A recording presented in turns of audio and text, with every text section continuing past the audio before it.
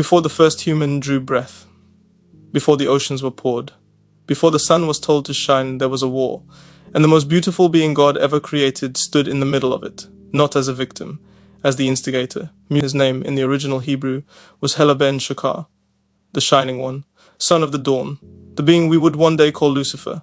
And here is the detail that most people gloss over: when he fell, he didn't fall alone. He took a third of heaven with him. The word Lucifer doesn't actually appear in the Bible the way most people think. In the original Hebrew text of Isaiah 14:12, the name is Helel, spelled Hayod Lam Lamd, which comes from the root hala, meaning to shine brilliantly, to blaze, to be radiant. When ancient scholars translated the Hebrew scriptures into Greek, they rendered Helel as Hosforos, the morning star, the bringer of dawn.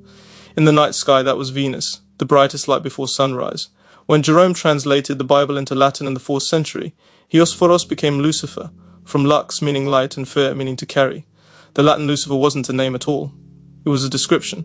It meant light bearer. When the King James translators came along in 1611, they didn't translate the word Lucifer. They kept it as is, a proper name, and from that moment, Lucifer became the name the world knew for the devil. What this tells us is extraordinary. Before the fall, this being's very identity was wrapped up in light. He wasn't associated with darkness. He wasn't shadowy or sinister. He was radiance itself. He was the closest created being to the brilliance of God. And that beauty, as we are about to see, is exactly what destroyed him. In Ezekiel 28, the prophet speaks a lament over the king of Tyre, but the language quickly exceeds any human king.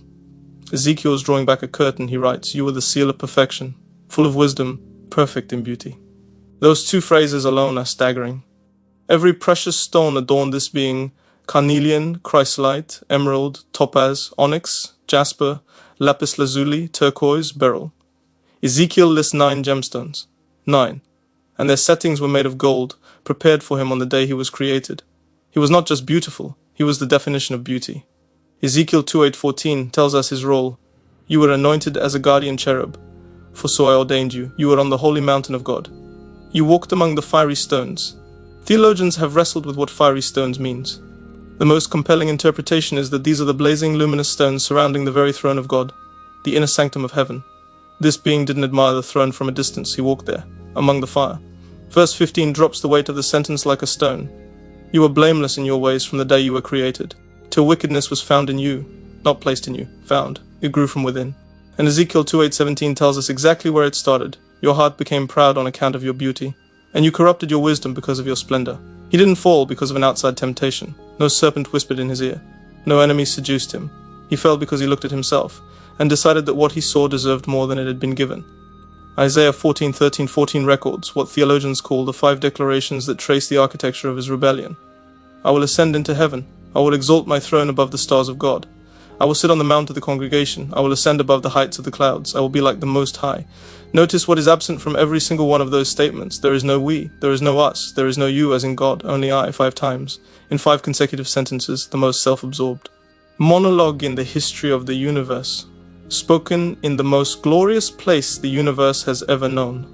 Theologians call this the sin of autonomy, the desire to be a completely independent creature, responsible to no one, accountable to nothing, defined entirely by one's own will. He wasn't demanding equality with God. The 5th statement makes that clear. He wanted to be like the Most High, to replace, not to match. And then God responded. In 18 Hebrew words, Lucifer had laid out his entire manifesto. God answered in 5. "Yet you shall be brought down to Sheol, to the depths of the pit." The disproportion is the point. 18 words of grandiosity. 5 words of judgment. God didn't argue. He didn't negotiate. He simply disposed of the rebellion, as if the question was never really in doubt. Here is where the story gets terrifying. Most people assume Lucifer rebelled, got cast out, end of story. But Revelation 12:3-4 describes a sign in heaven, an enormous red dragon whose tail swept a third of the stars out of the sky and flung them to the earth. Revelation 12:9 identifies the dragon explicitly as that ancient serpent called the devil, a third of the stars. Stars in prophetic literature consistently symbolize angels. 1/3 of the entire angelic host chose to follow Lucifer. They were not deceived easily, freely, knowingly, and irreversibly. It tells us there was an actual war. Michael and his angels fought against the dragon and his angels. This was a cosmic confrontation that shook the very foundation of creation was spoken. The war was not a response to human sin. Humans hadn't been made yet. This rebellion preceded the world as we know it, which means when Adam and Eve opened their eyes for the first time, the conflict was already ancient. The serpent in the garden wasn't a random creature. He was a general who had already lost one war and was now opening a second front. I want to pause here for a second. I grew up in a religious household. We talked about the devil the way people talk about bad weather, something vague and distant that could affect you if you weren't careful.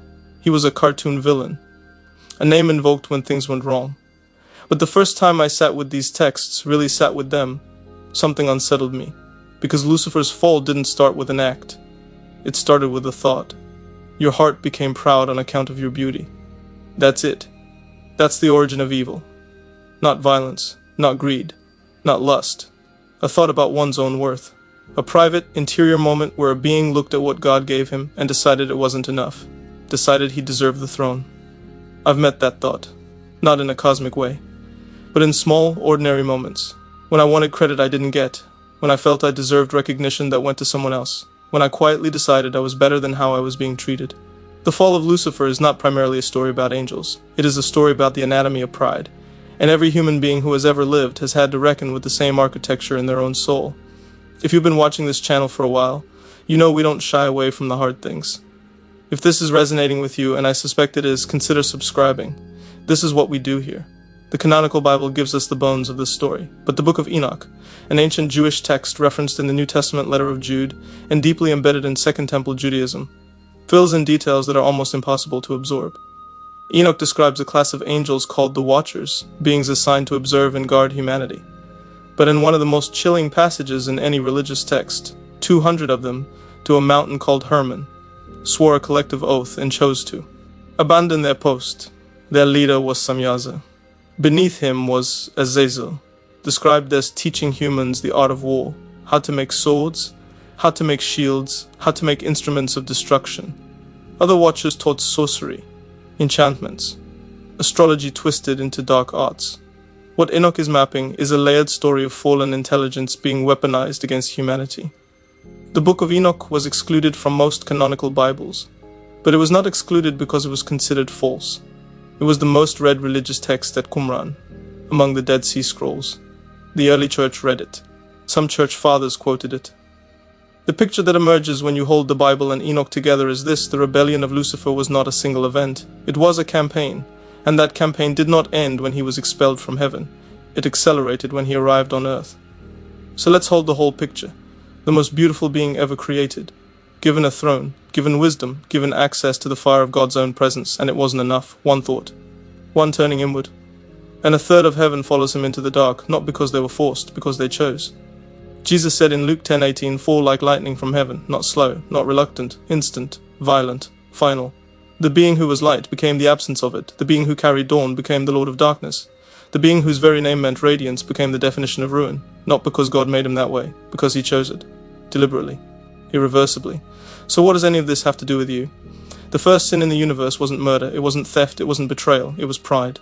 The elevation of self above everything else. And the reason this story matters, the reason it has survived across every culture that has ever wrestled with the nature of evil, is because every human being recognizes it, from the inside. The fall of Lucifer is a mirror. It shows us what happens when a created being decides that their own judgment should replace the order they were placed inside. When they stop being grateful and start being resentful. When they look at what they have and begin to fixate on what they don't. The question this story asks you is not, do you believe in a being called Lucifer? The question is, where in your life are the 5 I wills operating? Where are you quietly deciding that your will should override everything else? Where is pride disguised as confidence? Where is entitlement masquerading as self-worth? The most dangerous fall isn't dramatic, it doesn't announce itself with thunder. It starts with a single, quiet, interior thought. In the beginning there was a being who stood at the edge of the throne of God, wrapped in gemstones, burning with the light he carried, more beautiful than anything the universe had yet produced. He was the dawn before the sun existed. And he looked at that light, the light he had been given, and decided it should belong to him. The last thing he saw before he fell was the face of the God whose throne he had tried to take. We have been living in the aftermath ever since.